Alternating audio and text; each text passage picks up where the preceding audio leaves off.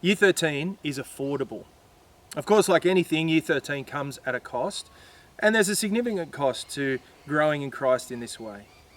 However, the first thing that I need to make clear to you is that this cost is not something that's incurred by the local church. In other words, the Year 13 student is not a staff member of your church. The student raises their own funds for their gap year by working a few days a week in a job, helping them to learn how to work, but also learn how to pay bills.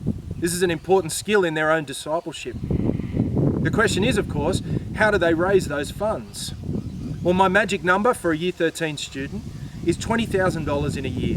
If they can earn $20,000 in a year, they'll be able to pay for the Year 13 fees, to make sure as well that they can possibly put a car on the road or get some transport, and have some money left over to spend some time with friends through the year.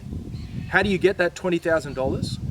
Well, it's important to work out that as you work 40 weeks of the year, you need to earn $500 per week.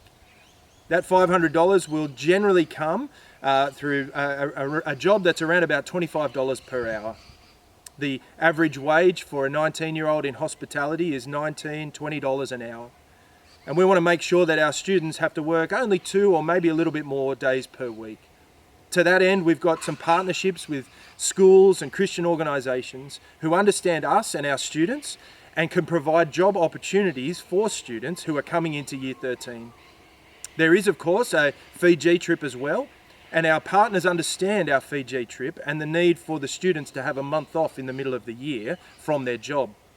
This is the only cost that is incurred to the local church, as we ask students to fundraise from within their local churches and networks for the cost of their Fiji trip.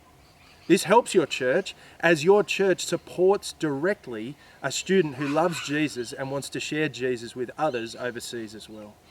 And so we want to say that Year 13 is affordable, and we are here to help our students to meet those costs and to meet those challenges.